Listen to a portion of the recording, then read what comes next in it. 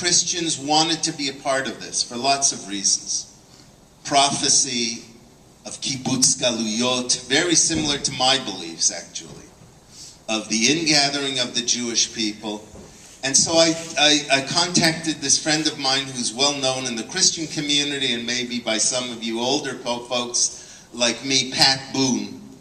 And Pat Boone and I did a half hour, I had someone pay for it, $26,000, a Jewish guy in Alaska, Ecsktein, who believed in me and who believed in the potential back then of raising and galvanizing the millions of Christians around the world to support and to stand with Israel.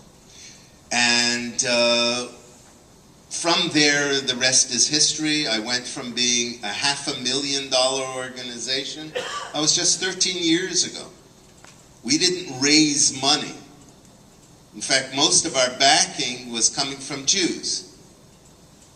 $1,000 here, $5,000 here, and we were focused on building Christian support for Israel through tourism and through Hasbara. Started the TV, and all of a sudden, you're able to reach not 100 people at a dinner, but you're able to reach the entire country of America. And people responded. People responded because I was able to pull the right buttons. That would be in technique terms. In spiritual terms, Yonatan, what I say is, people are going to follow people, not causes.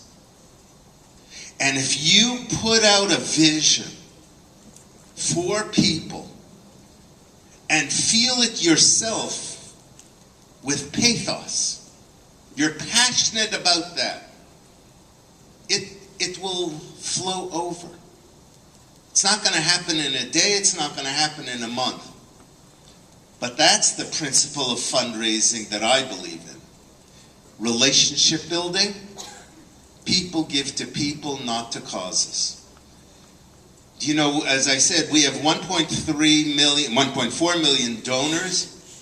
We get 7,000 gifts a day. Average gift $75. 30 to 35% of the people are making the check out to the rabbi. So that's why I have such a good lifestyle.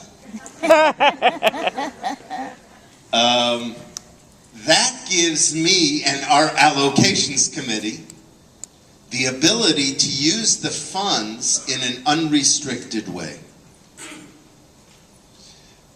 Because we have so many projects that you don't know about. Some of them are secret, some of them we can tell and we just don't want to tell. It was just every day there's a project that we're involved in. Yesterday, the Goel Ratzon. Well, who do you think provided for the wives to get their lives together, to go to school? Karen Levy-Newt. I heard mentioning the issue of shelters for battered women. We quietly, because it's a religious one, support and are the main funders of the main, if not only, Haredi shelter for battered women from Yerushalayim. And, but nobody knows about it because we don't want to be provocative to those, in a case like that, to those who refuse our funds. We support 191 cities, including 48 Arab cities. We also have 5 cities that refuse to take our funds. and they are usually the ones most in need of the funds. And because of this stigma, this radioactivity that some people have, Rabbanim who never taught, never studied who we are, never looked at our material, never met me, people, Rabbanim who wouldn't passel a chicken before looking at it, but who carte blanche said it's asur, and therefore children who don't have boots in Bnei Brak in the winter, elderly from Beit Shemesh, young children who need help in parts of Yerushalayim and in other cities, Beitar Illit, their kids are going to suffer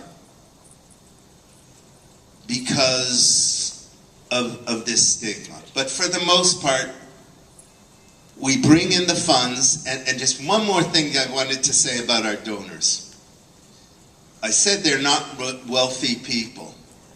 They're also giving sacrificially. Now that shows you how deep the belief is. When I'm afraid to call, we don't pitch donors. We don't call and ask for funds, etc. When we get a gift from a donor, from someone, everyone gets a phone call of thanks. Every gift, now it's gone up, but every gift of $250 and over gets a phone call from Israel, from a live person saying, Toda Rabbah. And we have on the screen from the last conversation that this woman in Mississippi or Florida, single mom, who doesn't have a lot of money and whose one delight in life is, other than their children, is to get a Starbucks latte before she goes to work. And she realized one day that if she were to buy a regular latte at McDonald's for $3, she could save the $2 difference every day instead of the Starbucks latte. And she takes that $2 every day. And every month it accumulates. And she sends that in to help Jewish people in need in Israel. That's what we're talking about. And so, yes, we use techniques of internet. We just hit now, for the first time, $10 million from our website. We're raising already through mobile phones. We just started that maybe a year ago. We're already well over $1 million from mobile phones. We raise it through telemarketing, direct mail, TV, radio. We have 3 radio programs daily.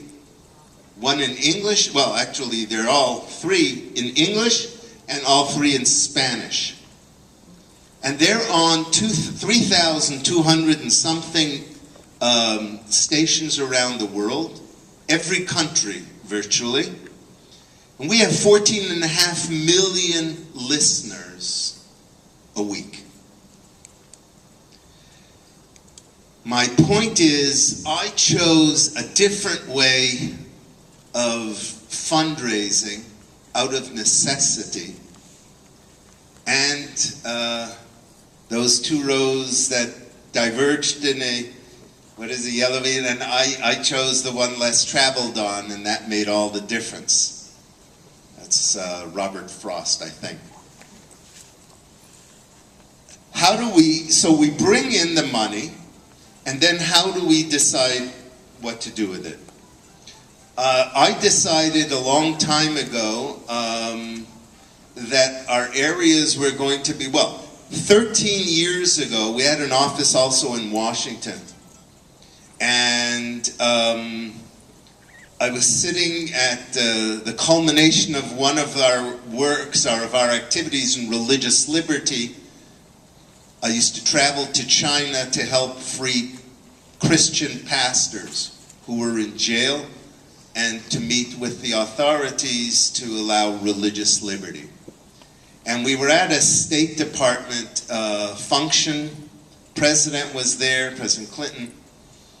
And I looked around the room at all the historical etchings and the art, and there's something very sexy about Washington.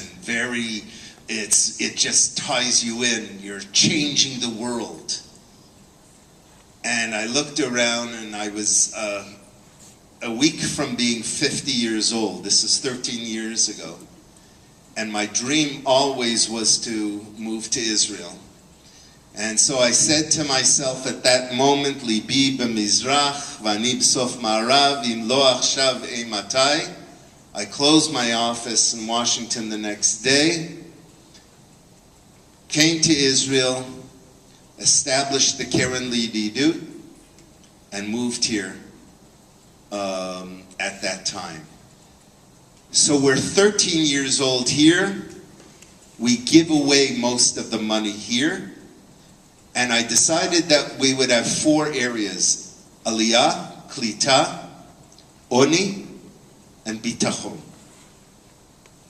So if people want to know what it is that we give to, those are the main there. That's Zibli Bashal HaKeren L'Yedidut, Aliyah, Klita, Oni, Ubitachon. Now, we've undergone a strategic change in the past 2 years.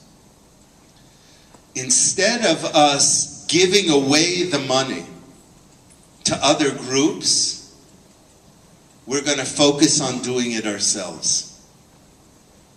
Instead of waiting for the government to do a shutfut with, we're not going to wait, we're going to do it ourselves.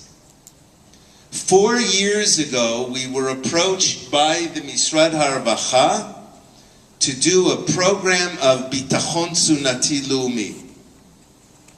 You coming from Leket certainly know about that. And we said we would fund it with the government. I think it was $15 million that we were ready to do. That was 4 years ago. There was a statement in the paper just yesterday, in Yediot I think it was, that the Misrad HaRavacha has announced that it's going to be pushing off, in light of the war, it's going to be pushing off that plan till next year. Now, I hate to sound cynical, but there's a Yiddish phrase called the Nechte Getog. We'll see. That would be wonderful.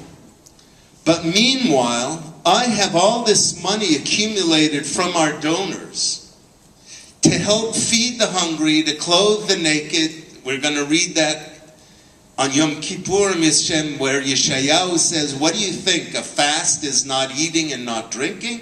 Halazeti krutzomev chareu? That's what you think a fast is? No, not. You want to be a tzaddik? It's not by not eating on Yom Kippur. Ki im paros la'ra'ev lachmecha, ki tireh arom v'chisito, u'mibsarcha al titalem. We read that on the holiest day of the year, Yom Kippur. A true tzom is what you are doing, helping those who are in need. And that's what I wanted to do.